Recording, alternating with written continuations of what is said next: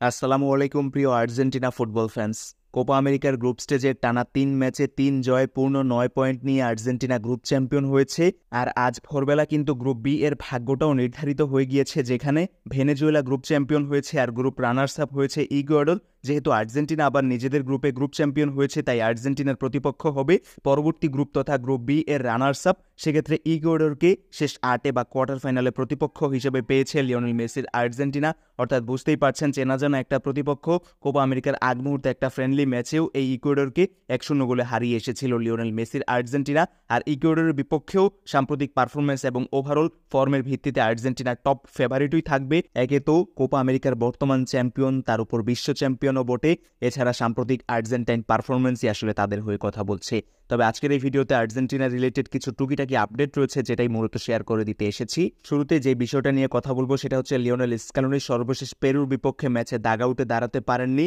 Chilli কিংবা এর আগে কানাডার বিপক্ষে ম্যাচে আর্জেন্টিনা প্রথমার্ধটা শেষে ১৫ মিনিটের জায়গায় ২০ মিনিট কিংবা ১৮ মিনিটের মতো বিরতি নিয়েছিল, যে কারণে টানা ২টা ম্যাচে একই রকমের ভুল করার কারণে ফিফা এবং কনমেবল মিলে কিন্তু স্ক্যালোনিকে এক ম্যাচের নিষেধাজ্ঞা দিয়েছিল। আর যে কারণে ওয়াল্টার বেনিতেজ এই আর্জেন্টাইন সহকারী কোচই কিন্তু পেরুর বিপক্ষে হেড কোচের দায়িত্বটা পালন করেছেন। অনেকেই জানতেন না, জানিয়ে দিলাম। এর বাইরে আর্জেন্টিনা রিলেটেড যে আপডেটটা নিয়ে অনেকের অনেক প্রশ্ন রয়েছে, সেটা হচ্ছে লিওনেল মেসি নির্ভর। নিশ্চয়ই জানেন, পেরুর বিপক্ষে লিওনেল মেসি খেলেননি, শুরুর একাদশে ছিলেন না, সাবস্টিটিউট হিসেবেও পরবর্তীতে তিনি আর নামেননি। যদিও ম্যাচটাতে আর্জেন্টিনা ২-০ গোলের কনভিন্সিং ফুটবল খেলে জয় তুলে নিয়েছে, তবুও লিওনেল মেসির না খেলাটা, তার ইনজুরি সংখ্যা, এসব নিয়ে অনেক ফুটবল ভক্তই আসলে কনসার্ন।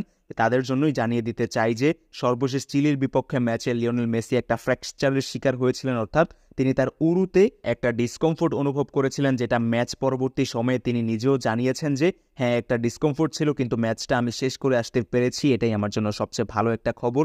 ম্যাচ শেষে অর্থাৎ চিলির বিপক্ষে ম্যাচের পর লিওনেল মেসিকে এক্সরে এবং সিটি স্ক্যানিংয়ের মধ্য দিয়ে যেতে হয়েছে, এবং সেখানে আসলে খুব একটা ব্যাড নিউজ আসেনি। টিওআইসি স্পোর্টসের সাংবাদিক গ্যাস্টন এডুল কিন্তু নিজের টুইট বার্তায় জানিয়েছেন যে লিওনেল মেসি কোনো ইনজুরি কনসিড করেননি, আর যে সামান্য ফ্র্যাকচার বা ব্যথা ভাবটা রয়েছে সেটা হয়তোবা কোয়ার্টার ফাইনাল ম্যাচের আগে তিনি কাটিয়ে উঠতে পারবেন।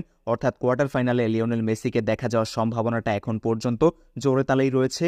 আর খুব বেশি অঘটন না ঘটলে কোয়ার্টার ফাইনালে লিওনেল মেসি খেলবেন, এটা এখন মোটামুটি নিশ্চিত।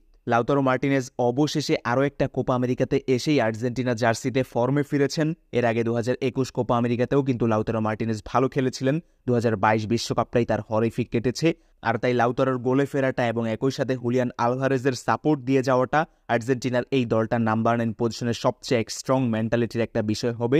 যেখানে গত ম্যাচে পেরুর বিপক্ষে তো দেখলাম বেঞ্চ একাদশ নিয়ে অলমোস্ট আর্জেন্টিনা খেলেছে, আর এই তুলনামূলক অপরিচিত একটা একাদশ নিয়েও যেই ডমিনেটিং ফুটবলটা আর্জেন্টিনা খেলেছে সেটা সত্যিই প্রশংসনীয়। লিওনেল স্ক্যালোনির সিস্টেমেই আর্জেন্টিনা আসলে এমনটা করে থাকে, যেখানে প্রতিপক্ষকে খুব একটা সুযোগ না দেওয়া, বলের কন্ট্রোলটা সর্বোচ্চ যতটা সংখ্যক নিজেদের কাছেই রেখে দেওয়া, এরপর মিডফিল্ডটাকে খানিকটা গুছিয়ে নিয়ে প্রতিপক্ষের আক্রমণ ভাগে গিয়ে একেবারে দ্রুত মুভমেন্টের মাধ্যমে আক্রমণ রচনা করা, গোলের সুযোগ তৈরি করা, গোল করা, এটা দেখা যায় খুব বেশি পরিমাণে, যেটা কিনা এবারও কোপা আমেরিকাতে আমরা দেখছি।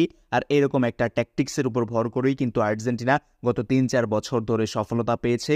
এবারে কোপা আমেরিকাতে এই ট্যাকটিক্সটা আসলে কতটা কাজ করবে সেটার ফাইনাল এক্সাম্পলটা কোপা আমেরিকার কোয়ার্টার ফাইনাল থেকেই আসলে শুরু হতে যাচ্ছে।